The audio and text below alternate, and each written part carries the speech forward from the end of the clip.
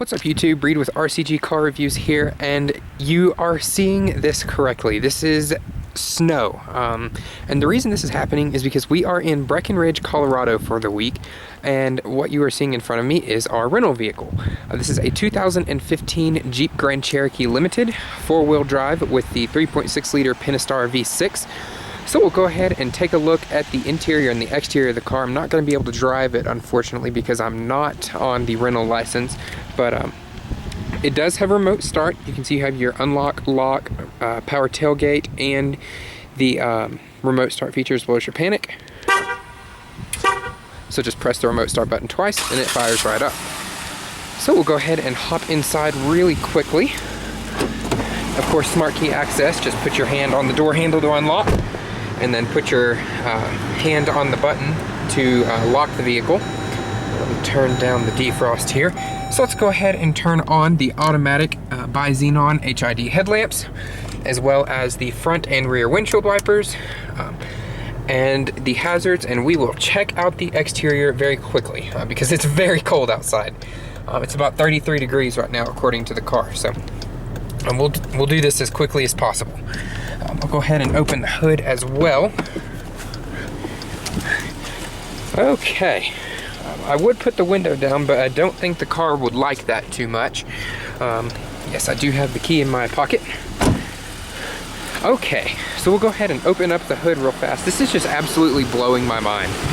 Being from Texas, I am not used to this in any shape, form, or fashion, so this is really, really cool. Of course, what you're seeing is Chrysler's 3.6 liter Pentastar V6 with a lot of room in front of it to make room for the Hemi that should be in this car. The 3.6 liter up here does not have enough power. We're at about 10,000 feet of elevation, give or take, and it is just completely gutless. It moves the car, but that's about all it does. It doesn't really impress and leaves quite a bit to be desired. So. Not my engine of choice, but other than that, I adore this car. This thing is fantastic. So starting off with the front end, you can see you have your bi-xenon HID headlamps as well as your LED turn signal indicators with your LED kind of accent lighting there, and your projector fog lights down below. Coming across the grille, of course, you have your typical traditional Jeep grille, 7-slotted grille. Coming down to the bottom, you do have quite a bit of black plastic, which I'm not a huge fan of. I know the Overland model takes care of that, so that would probably be my trim level of choice. There's also some chrome down there, which is nice, and complete with your Illinois license plate and lots of bugs, indicating that this one is a rental vehicle.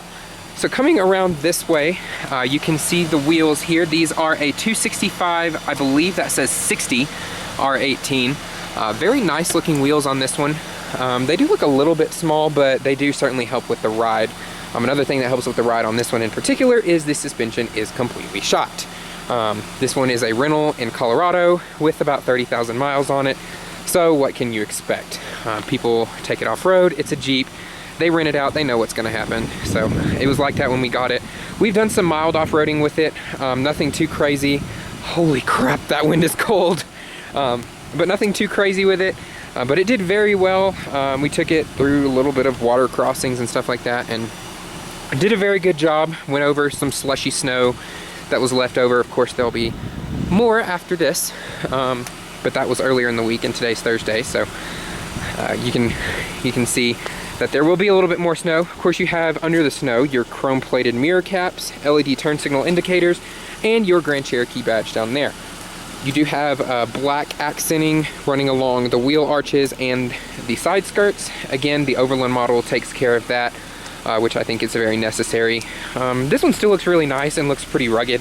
I just like the Overland. It has a little bit more of a luxury look to it, but this one I would have no problem driving it if it had the V8 in it. Chrome door handles, of course, your smart key access there. Same size wheels in the back. Fuel filler lid right there. I apologize that it's so dirty. Like I said, we've done some trail riding and crap with it. So it's not the cleanest, and then of course driving it in this nonsense didn't help at all. So taking a look at the back, you can see your turn signals and brake lights are right here. You have your LED light piping around the edges there with a little bit of chrome accenting, and your reverse lamps located there in the middle. Your chrome 4x4 flex fuel badges right there, your inset Jeep badge, which I think is a very neat touch. I like that a lot. And of course, more chrome back here, and your chrome plated limited badge. You do have a chrome lip right back here that is kind of the cargo guard or the bumper guard or whatever you want to call it.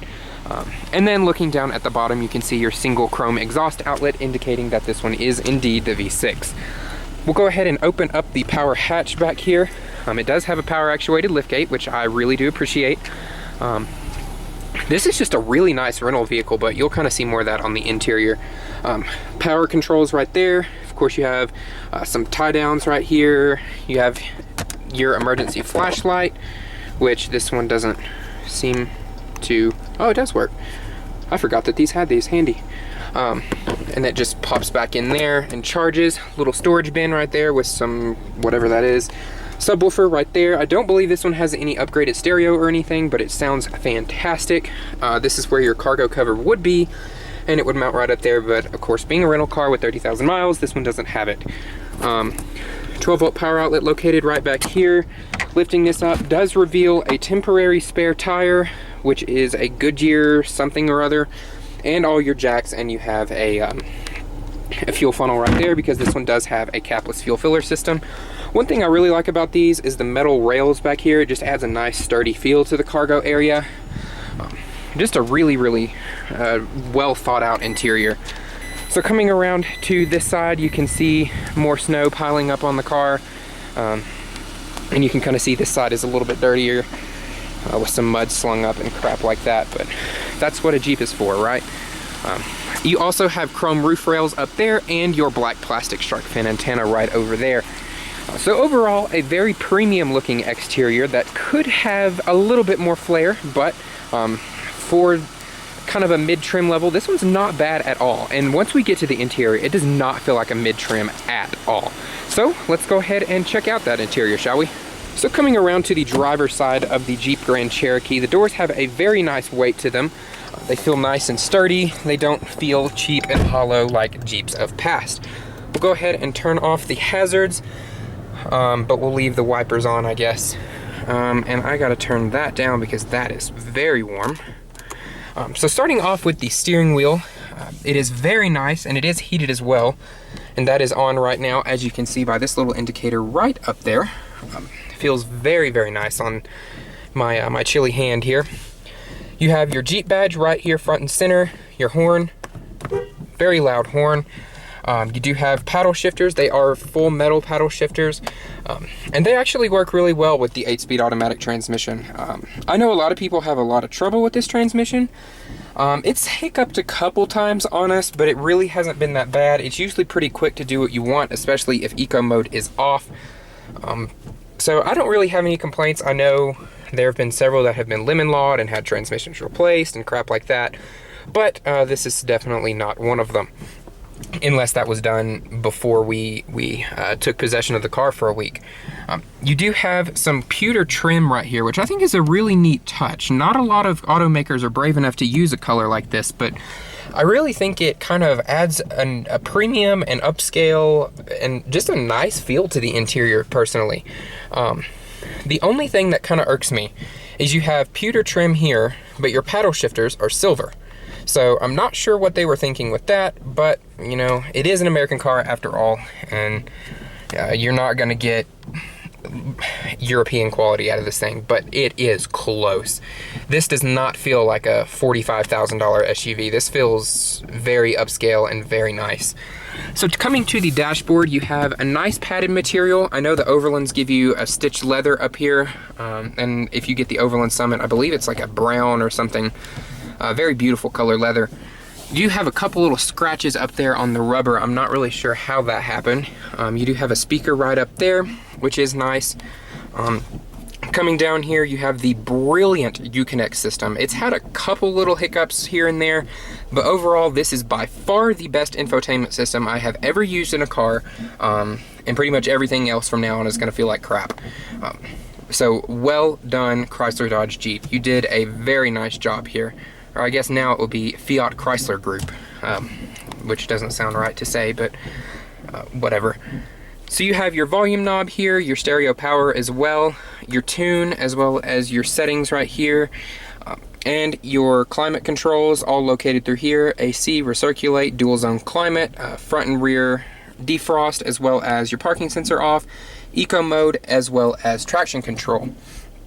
Which, if we were getting into any crazy off-roading stuff in this weather, we would probably want to flip that traction control off. But other than that, not a whole lot going on in here, and I really appreciate that. It has so many features, but it doesn't feel cluttered. The interior is very well thought out, very ergonomic, and just a very well done job. Of course, you do have your push button start right here. Coming to the gauges, I'm not a huge fan of the orange myself, but it works. They're very easy to read. Of course, you have your configurable screen there in the middle. This one's averaged about 20 miles to the gallon since we've had it, on a lot of mountainy roads where you're having to upshift and downshift a lot. So very good fuel economy, although it is gutless. So pick your poison, I guess. Poor fuel economy or poor power, whichever one you want. I'm not sure about the Eco Diesel. I've never driven one, not heard a whole lot about them. I know that it's a ridiculously expensive option to include, but might be worth a test drive one of these days. You never know. So here's your multifunction controls for this screen right here. I won't go through all this because this video would be going on until tomorrow. Of course, you have your hands-free phone controls and your voice controls right here. This is where adaptive cruise control and all of that would be if this were a higher trim level, but it is not. So you just have your regular cruise control right there. Coming down to the bottom of the steering wheel, you have this little Since 1941 badge right there, which I really like, and more of the pewter trim. Again, a fantastic color choice. And it blends very well with the billet silver exterior on this one. So coming up to the center stack, or I guess the cluster right up here, whatever you want to call this, you have HomeLink, your sunroof controls, and your sunshade controls. This one does have a full panoramic sunroof. Not that you can see out of it at all right now, but that's okay. Again, very nice feature, especially in a rental car. This thing, as far as rental cars goes, this is one of the nicest we've ever had. Albeit the suspension is worn out and it has almost 30,000 miles, but it doesn't smell like it's ever been smoked in. It was fairly clean when we got it. Of course, the floor mats now are kind of salty and yucky, but you're in Colorado. What are you gonna do? So not a big deal. Auto dimming rearview mirror with 911 assist right there. Sun visors are nice and stout. They feel very sturdy. They don't feel like a piece of cardboard wrapped in some cloth. My Mustang. But I digress. Opening this up does reveal a very old-fashioned looking thing, but that's okay. It's a Jeep after all. It's not the most up-to-date. And you do have some interior illumination right here. I believe they are LEDs. Of course, you have your power liftgate control right up here and your passenger illumination. Little sunglasses storage right up there. I just threw my sunglasses up there for now, I guess. Little card holders or paper holders or whatever you want to put up here. You do have O-blank handles on all four doors, which is very nice. I don't understand why some cars don't give you oh-no handles on the driver's side as well, but that's not my decision to make, I guess. As far as the door panel goes, very nice padded material. You have some faux wood grain that kind of wraps around the whole interior. It looks like it should be kind of pitted and grooved, but it's not. It's just a little cheap piece of plastic, but it is surrounded by some chrome, which kind of wraps all the way around the interior again, and it looks very nice. It all looks nice. It doesn't feel the greatest, especially this stuff right here, but it all does look very good. Chrome door handle, all four power windows. The front two are auto up and down. Of course, you have your power mirrors and your power window locks, as well as power door locks. You do have a leather stitched armrest with some deviated stitching, which is very nice. And you have a little bit of leather padding right up here on the door. Two-person memory right down here. Everything pretty much from here down, except for this right here, is hard touch. So it goes hard, soft, soft, soft, and then hard back down here. But it is very nice feeling material. It doesn't feel like flimsy or have any sharp edges or anything. Very refined. It's still utilitarian enough to be called a Jeep and wears the Jeep badge proudly, so I applaud them for doing that. But it doesn't feel like you're getting, I guess, undercut because, oh, you bought a Jeep, your interior sucks. That's not like that anymore. You have a water bottle holder right there, as well as a little bit of storage right there. The door handle thingy, or the door pull, does not go through, which is fine with me, not a huge deal. And down here you do have your fuel cap release, a foot actuated handbrake, or emergency brake rather, not a handbrake. So we'll go ahead and move around to the back seat of the Grand Cherokee. And the back seat is a very nice place to spend time as well. Door panel, everything follows through. You have soft materials right up here, more of that faux wood grain right there. Chrome door handle, more of the pewter, which I love. And you have your chrome trim running down there, and it's hard right here, and then soft and your leather stitched armrest. Power window right here. It works like a power window, I guess. You have your door pull right there. I think I already mentioned the deviated stitching, but if not, I'll do it again. Door speaker right there. I mean, you might could put some coins or something in there, but they'd rattle around, so that'd be annoying. And a little bit of water bottle storage right back there. Let me see if I can situate the floor mat here. That's very dirty. Back seats are black perforated leather, just as the fronts are. So climbing in, the step-in height is fantastic. The roof line is plenty high, so you're not hitting your head on things. So very ergonomically friendly vehicle, this Jeep. You have some little hooks right here to put bags on or whatever you want to do, and a little cargo net right there that kind of serves as your mat pocket. You do have dual heated seats back here, as well as your AC controls, and you have 2 USB chargers. Again, your heated seat right there. You have a household power outlet. Sorry, my mind blanked there for a second. And of course, you can see you have some very nice bolstering on the back of the front seats. As far as seat comfort goes, the front ones are okay. They could be better, but I've sat in much worse, so I'm not going to complain too much. As far as the back seat goes, the floor is a little bit high. My knees are kind of up in the air, but I have plenty of leg room, plenty of foot room, plenty of knee room as well, so I'm not going to complain too much. Little interior illumination right up there. The rear seats do recline by this handle right back here, and the rear seats are nice and padded. Very nice place to spend time. I would absolutely love to own one of these as a daily driver once college graduation is over, and I think it's just a very practical and very well-made vehicle. Of course, you do have a center folding armrest right here wrapped in full leather, which is very nice. Some companies cheap out and kind of wrap this in a vinyl-y nasty material, but this is full leather, so I really do appreciate that.